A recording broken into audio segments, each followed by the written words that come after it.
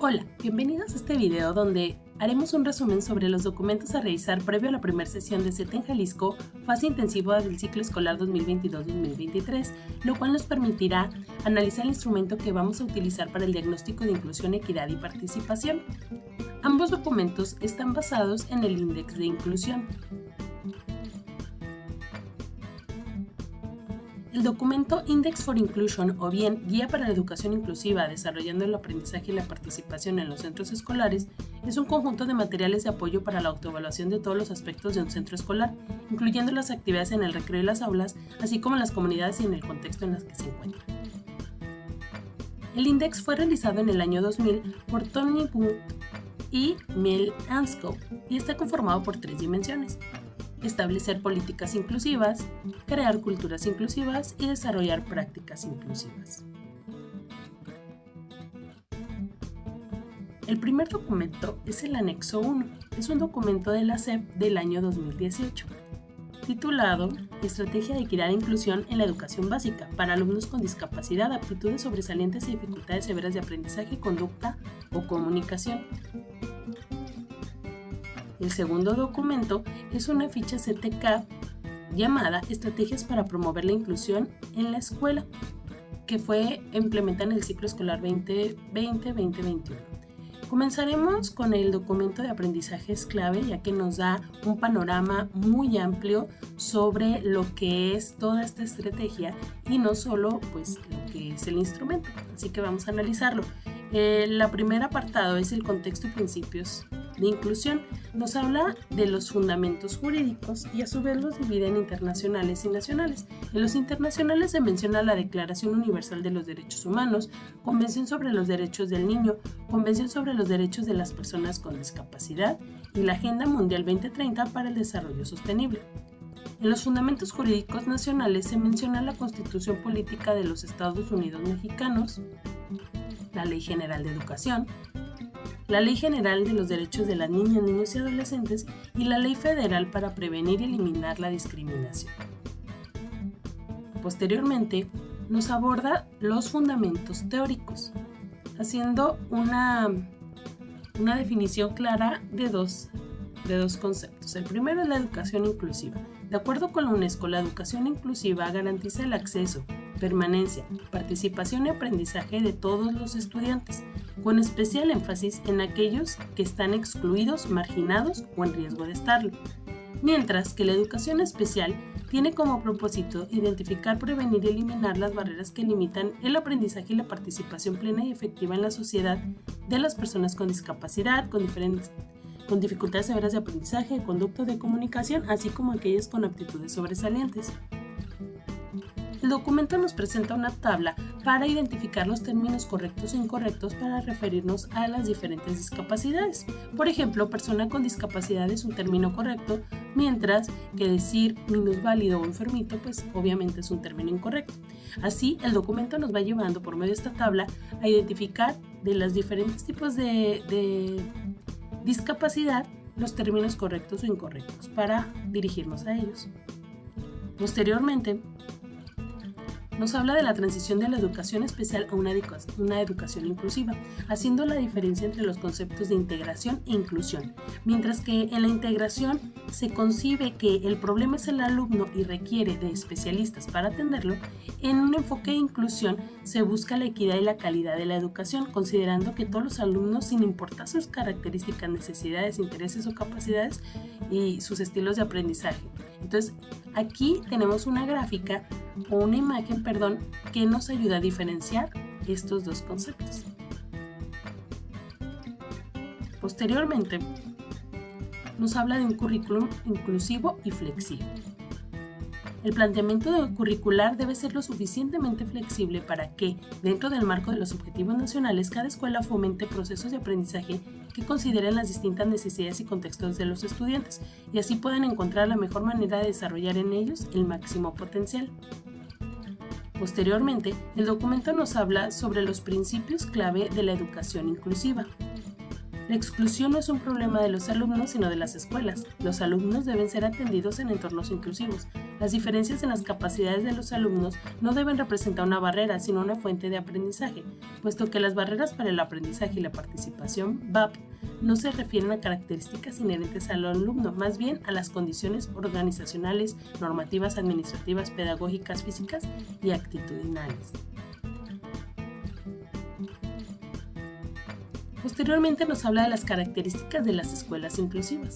Promueven la valoración de la diversidad, reconocen que no existe un alumno estándar, se adaptan a las necesidades de los alumnos, garantizan la participación con igualdad y equidad de toda la comunidad educativa, consideran los conocimientos, capacidades, actitudes y valores de todas las personas como una fuente de aprendizaje, minimizan o eliminan la existencia de las BAP, aseguran el trabajo en equipo, desarrollan un lenguaje común entre el profesorado, planean la enseñanza atendiendo a los diversos ritmos y estilos de aprendizaje, seleccionan, diseñan y adaptan recursos educativos de acuerdo a las características del alumnado, evalúan aprendizajes teniendo en cuenta los contextos, así como las capacidades, intereses y habilidades del alumnado, y aseguran que todos los alumnos experimenten sus logros.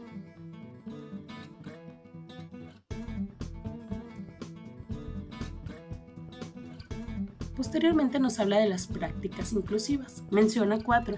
La primera habla de eliminar las BAP, estas barreras del aprendizaje y la participación.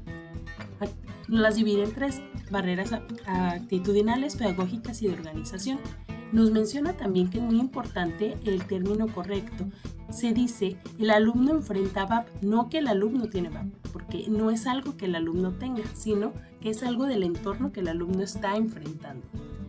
También nos habla del uso de apoyos. Todas las actividades que son todas estas actividades que aumentan la capacidad de la escuela para dar respuesta a la diversidad, estos recursos tecnológicos, humanos, etc.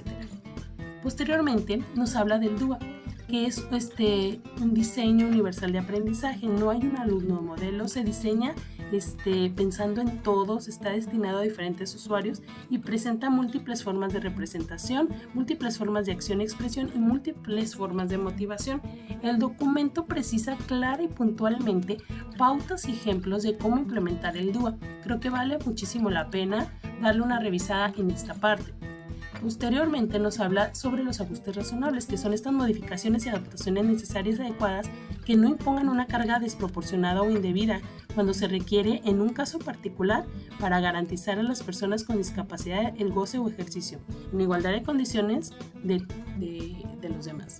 Posteriormente nos habla de esta orientación para implementar la estrategia, donde nos explica ya más en concreto en qué consiste cada una de las 3 dimensiones que habíamos visto en la parte inicial de este video.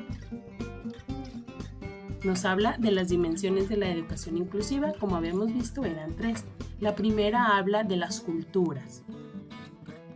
Este documento nos dice que las culturas se refieren a las relaciones, valores y creencias establecidas en la comunidad escolar. Las relaciones entre los participantes incluyen a todos los miembros de la comunidad escolar. Los valores y creencias son entendidas como una de las pautas que regulan el actuar de cada individuo. Dentro de la dimensión de las políticas, implica un cambio de paradigma de asumir a los alumnos como el problema y a los maestros especializados como los únicos capaces de atenderlos, y por el contrario se trata de transformar el sistema educativo en su conjunto para fomentar la participación de todo el equipo en la responsabilidad y atención de estos alumnos. Dentro de la dimensión de las prácticas se refiere al desarrollo de actividades que reflejen las culturas y políticas inclusivas. Para lograrlo, las actividades de aprendizaje se deben planificar de forma tal que tengan en cuenta la diversidad de todo el alumnado.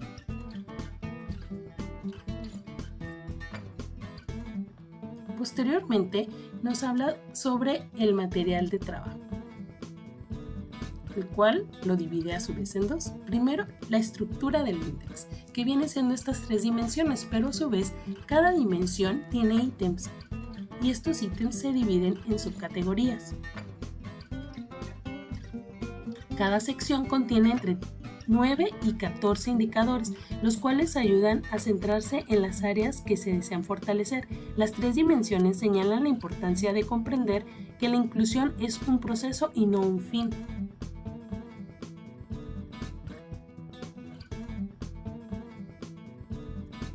Consta de 4 cuestionarios. Se involucra a toda la comunidad escolar para ello. La inclusión debe iniciar de manera simultánea la capacitación.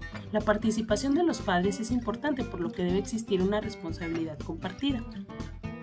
Posteriormente, el documento nos explica las etapas de la implementación de la estrategia, que inicia con el diagnóstico de la escuela, después establecer la ruta de trabajo, seguimiento, evaluación y una evaluación final.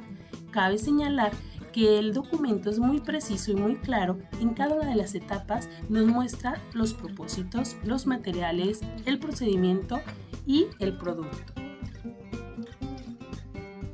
Ya en la parte de los anexos vienen los cuestionarios. El anexo 1 viene siendo el cuestionario que está dirigido a directivos y docentes. Este sí viene dividido en las 3 dimensiones, que es el de las culturas inclusivas, y viene cada ítem para contestarse en una escala de estoy de acuerdo o en total desacuerdo. Después el apartado de las políticas inclusivas. Recordemos que este lo contestamos el personal directivo y docente. Y por último, la dimensión de las prácticas inclusivas. Estos apartados, estos anexos, pues los podemos retomar tal cual o modificarlos también. El anexo 2 es un cuestionario dirigido a padres de familia o tutores. Aquí no lo divide en las 3 dimensiones, sin embargo sí las abarca. Este lo deben de contestar los padres de familia. Por ejemplo, dice: los chicos y las chicas se llevan bien, ser gay o lesbiana es visto como parte normal de la vida, etcétera, etcétera. El anexo 3 es un cuestionario dirigido a estudiantes de quinto de primaria a tercero de secundaria. Por ejemplo, vienen preguntas de: los adultos se llevan bien, cómo es mi relación con los compañeros, los chicos y las chicas se llevan bien, etc. Este cuestionario es un poquito más extenso que el último, que es el anexo 4, también dirigido a estudiantes, pero a estudiantes de preescolar hasta cuarto de primaria. Este es una sola hoja y pues son reactivos más sencillos, ¿no? Me gustan mis profesores, me la llevo bien con mis compañeros, etc. Sin embargo, aparte de los cuestionarios también vienen otros anexos. El anexo 5 es un formato para la elaboración de la ruta de mejora escolar, ¿no? De donde vienen las 3 dimensiones y pues como un plan de trabajo que podemos ir llenando ahí. Y el anexo 6 es un formato para el informe de evaluación final, donde vienen también las 3 dimensiones, los objetivos que nos planteamos, y podemos evaluar ya como a final de ciclo escolar el alcance que tuvimos. Y este fue el primer documento, el de aprendizajes clave. Este otro documento, el estatal, pues es una ficha tal cual de una sesión que nos presenta como una forma de trabajo. Inicia pidiéndonos que veamos este cortometraje de Ian, y con base al análisis de este video nos va sugiriendo socializar por medio de preguntas. Posteriormente, pues ya nos presenta su adaptación de esta versión del index, que es como lo importante aquí. En la dimensión de culturas nos presenta esta tabla en la que viene la sección, los indicadores y posteriormente preguntas de reflexión. Aquí no viene tal cual como escala. Si le damos una ojeada, nos daremos cuenta que está más dirigido hacia nosotros como docentes para contestarlas. Lo interesante en estas tablas es cómo tiene dividido cada dimensión con sus indicadores y secciones. Por ejemplo, aquí es sobre las políticas inclusivas y divide, por ejemplo, en la sección organizar el apoyo a la diversidad. Las actividades de desarrollo profesional ayudan al equipo educativo a responder a mejorar la diversidad, etcétera, etcétera. Creo que sería importante darle una revisada a los anexos del documento federal y a estas tablitas para tal vez construir o retomar de ambos para construir un instrumento propio que se adapte a nuestro contexto. A mí me gusta, por ejemplo, el formatito de las tablas del federal y a lo mejor la escala que manejan el federal. Y esta parte también de aplicarlo como tanto a papás, alumnos y maestros. Entonces, espero con este video tengamos una noción de esos 2 documentos. Si te sirvió, si te funcionó, te pido que me ayudes con mi canal, dándole like, suscribiéndote y compartiendo. Muchas gracias.